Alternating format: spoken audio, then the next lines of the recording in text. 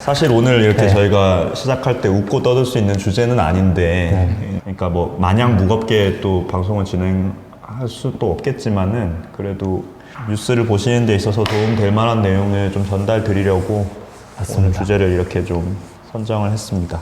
엠번방 사건이라고 해서 지금 이제 뭐 실시간 검색어 1위를 계속 달리고 있는데 주동 인물이 지금 이제 뭐 처벌을 기다리고 이제 수사를 받고 이렇게 하고 있는 상황인 것 같은데 근데 이제 좀 충격적이었던 것은 이제 엠번방에서 성착취의 대상이 되었던 피해자들의 대다수가 이제 미성년자였다는 점인데요.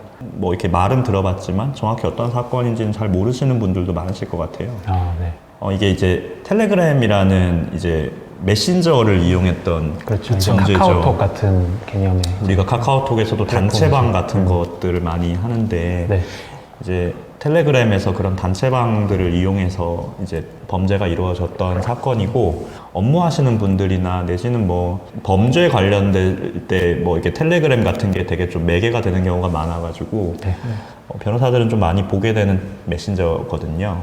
보안이 되게 높아요. 그렇죠. 그래서 그게 이렇게 텔레그램 메신저 내용 같은 거는 사후적으로 삭제된 메시지가 사후적으로 복구되거나 이럴 가능성이 되게 떨어져요. 포렌식 할 때 잘 안 돼요. 거의 안 됩니다. 2018년 11월부터 2020년 3월까지 있었대요. 지금 문제가 불거졌지만 거의 1년 반, 이게 말이 N번방이지, N번방이 1번방부터 8번방까지 있었다는 건데, 맞습니다. 이 N번방을 주도했다는 지금 갓갓이라는 아이디를 쓴 사람은 지금 검거가 안 된 상황이고, 엄밀히 말하면 지금 검거가 된 사람은 그 N번방이 없어지고 나서 이제 비슷한 형태의 방이 또 생겼거든요. 성착취물을 그 단체방에 올려가지고 돈을 받고 뭐 이렇게 하는 걸 했는데, 그걸 이제 박사방이라고 합니다. 뭐 N번방이라고 대표되는 그런 류의 범행을 한 사람 중에 좀 주도적인 사람 중에 하나가 박사였다. 그 방은 박사방이다. 근데 이번에 범죄에서 사실 되게 많은 분들이 좀 경악을 금치 못했었다라는 것들은 그러니까 범행 수단 내지는 범행의 어떤 결과물인 영상의 잔혹성 뭐 그런 것들도 있지만 또 그런 영상들을 즐긴 사람이 너무 많았다. 예, 지금 뭐 채팅창에도 나오는데 사실 뭐 26만 명이라는 뭐 주장도 있고, 뭐 아직 사실 뭐 정확한 숫자가 뭐 공식적으로 확인된 바는 없는 것 같아요. 뭐 주동자는 일부일 것이고, 사실은 이제 유료로 회원가입을 한 다음에 그냥 그 음란물들을 공유만 했던 경우에 그 정도의 행위도 다 처벌이 된다고 볼 수가 있을까요? 근데 지금 오늘 경찰청장께서 그 국민청원 게시물에 대한 이 범죄에 대해서 자시하지 않겠다 이렇게 하면서 좀 입장을 밝히셨는데, 단순히 시청한 사람들에 대해서도 공범으로 의율해서 엄히 처벌하겠다 뭐 이런 방침을 밝혔어요. 어떤 식으로 법을 해석하고 적용할지는 좀 지켜봐야 될 것 같아요. 맞습니다.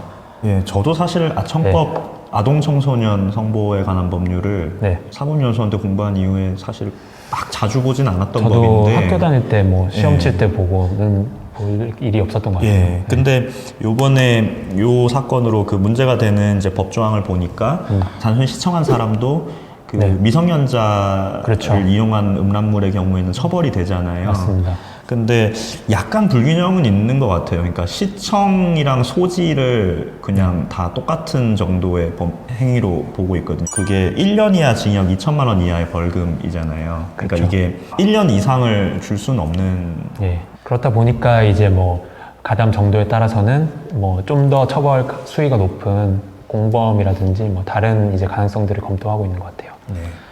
이게 참고로 이제 시청 이야기가 잠깐 나와서 그러는데, 이제 법률에서는 사실 명확히 말씀드리면은 이제 소지한 자에 대해서 처벌을 하게 돼 있어요. 그러니까 시청한 자 이렇게 돼 있지는 않습니다. 다만 이제 텔레그램의 특성상 시청을 하려면은 소지를 해야만 볼 수가 있는 거죠. 다운로드를 받아야 되니까요. 지금 이 사건에 한해서는 이제 시청했다, 결국 소지 및 시청했다 이렇게 해석이 될 수밖에 없는. 뭐 기술적으로는 만약에 이제 텔레그램에서 내가 시청을 하면서 이제 다운로드를 받고 보관을 하고 있다가 영상들을 뭐 그거를 삭제하고 나서 나는 처벌받지 않는 거 아닌가 이렇게 생각을 하는 사람들도 있을 것 같아요.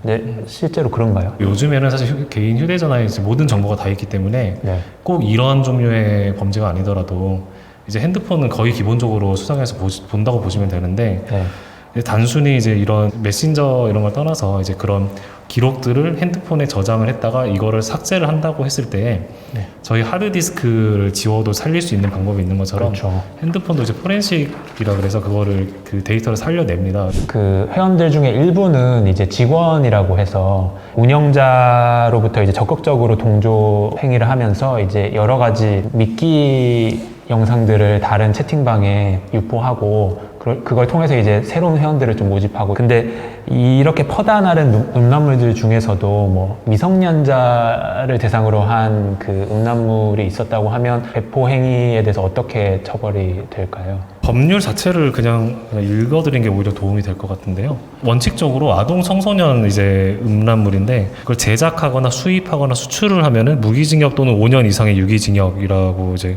규정이 되어 있어요. 그리고 이제 영리를 목적으로 배포, 제공, 아니면 소지, 운반 이런 식으로 이제 10년 이하의 징역, 그러니까 이렇게 처한다고 규정을 하고 있고요. 그리고 이제 그 영리 목적이 아닌 경우에, 그러니까 그래도 배포, 제공하고 이제 전시, 상영하고 이렇게 되면 7년 이하 징역이 이제 처해진다 이렇게 되어 있고, 음란물 만들 걸 알면서 아동 청소년을 꼬드겨가지고 이걸 찍게 했다 이렇게 되면 3년 이하 징역이고요. 마지막으로 그러니까 아동 청소년 이용 음란물인 걸 알면서 이걸 가지고 있었으면은 아까 처음에 말씀드렸다시피 1년 이하 징역 또는 2천만 원 이하의 벌금 이렇게 구분이 되어서 규정이 되어 있어요. 그래서 마지막 조항 때문에 아까 말씀드렸듯이 단순히 채팅방에 이제 참여하면서 동영상을 보기만 했던 사람들도 처벌이 될 수 있다. 그렇다면은 이제 그 대상이 이제 미성년자가 아닌 성인이었을 경우에 그 해당 음란물들을 이제 다른 채팅방에 퍼다 나르고 뭐 이런 경우에는 아예 처벌이 안 되나요? 이건 정보통신망법상 네네. 이렇게 음란물 같은 거 유포하는 거, 정보통신망이라는 건 우리가 뭐 일반적으로 아는 인터넷이나 뭐 모바일 환경 같은 걸 다 포함된다고 생각하시면 될 텐데요. 그 상황에서 음란물 배포하고 이런 행위는 처벌이 됩니다. 근데 아까 말씀드린 이제 아동 청소년 음란물에 비해서는 좀 가볍게 처벌되는 법정형이긴 하지만 네. 유포한 행위 자체가 1년 이하의 징역 1천만 원 이하의 벌금에 처할 수 있게 돼 있거든요. 거기에서 처벌하는 규정이 있고, 그거 아니고도 성폭력 특별법이라고 할까요? 그러니까 풀 네임은 성폭력 범죄 처벌 등에 관한 특례법인데, 성폭력 특별법에 따를 때는 피해자의 동의 없이 어떤 영상이나 뭐 사진 같은 걸 촬영해서 유포하는 행위는 5년 이하의 징역이나 3천만 원 이하의 벌금에 처할 수 있게 돼 있습니다. 근데 한간에는 뭐 이런 이제 의혹이 있더라고요. 그러니까 피해자들이 사실은 어쨌거나 본인의 의사에 따라서 본인의 영상을 찍은 건데 그것 가지고는 처벌을 못하는 게 아닌가. 본 사건 같은 경우에는 피해자들이 자발적으로 찍었다고는 하는데 실제로 정말 자발적으로 찍은 것인가, 본인의 의사에 기해서 그렇죠. 라고 하면 그렇지는 않다고 보는 게 맞겠죠. 사실 상식에 그게 더 부합하겠죠. 그래서 대법원 판례가 있었는데 2018년에 피고인이 이제 피해자들을 협박해서 겁을 먹은 피해자들이 어쩔 수 없이 이제 본인이 스스로 촬영을 했던 경우에는 피해자로 하여금 그 성적 자유를 이제 침해하는 방향으로 이제 스스로를 찍게 한 거라고 봐서 처벌을 해야 한다 이렇게 봤던 사례가 있습니다. 그래서 본건과 같은 경우에도 이제 대다수의 경우 이제 협박을 매개로 해서 이제 촬영이 이루어졌기 때문에 스스로 촬영을 했다는 이유만으로 이거를 처벌을 피해갈 수 있다고 보기는 어려울 것 같습니다. 그리고 오늘 뭐 뉴스 보신 분들이 계실지 모르겠는데 여성가족부에서 국민청원에 대한 이제 일종의 대답으로 근데 그거에 대한 내용이 이런 디지털 음란범죄, 디지털 성범죄에 대해서 양형 기준을 만들 것을 이제 뭐 요청하겠다 이런 얘기가 있어서 그거에 대해서 좀 말씀을 드리면 양형 기준은 말 그대로 저희가 지금 여러분들께 뭐 5년 이하의 징역, 7년 이하의 징역의 처벌이 가능합니다 이런 말씀을 드리잖아요. 이거는 그냥 법에 규정되어 있는 거거든요.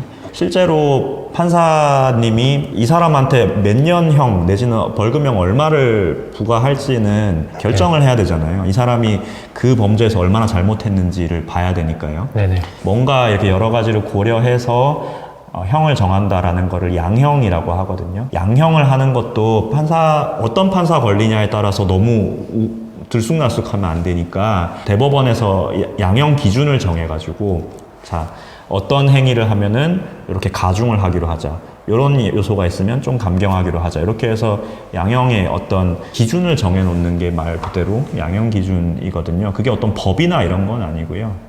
이제 판결들마다 들쑥날쑥하면 안 되기 때문에 양형 기준 굉장히 중요하고 양형 기준이 있다면 대부분 그에 좀 많이 구속을 받는 건 사실입니다. 근데 아직까지 저도 오늘도 좀 전에 보고 왔지만 디지털 성범죄에 대해서는 아직까지는 양형 기준이 없어요. 그 성범죄와 관련된 양형 기준들이 있는데요. 강간, 뭐 강제추행 이런 거와 관련된 양형 기준이 있는데 이런 식으로 무슨 음란물 유포 이런 거에 대한 양형 기준은 마땅히 없습니다. 그래서 그런 부분들을 좀 만들어서 중하게 처벌할 수 있도록 하자. 이런 게 지금 진행되고 있는 논의라고 알고 계시면 되겠습니다. 네. 네.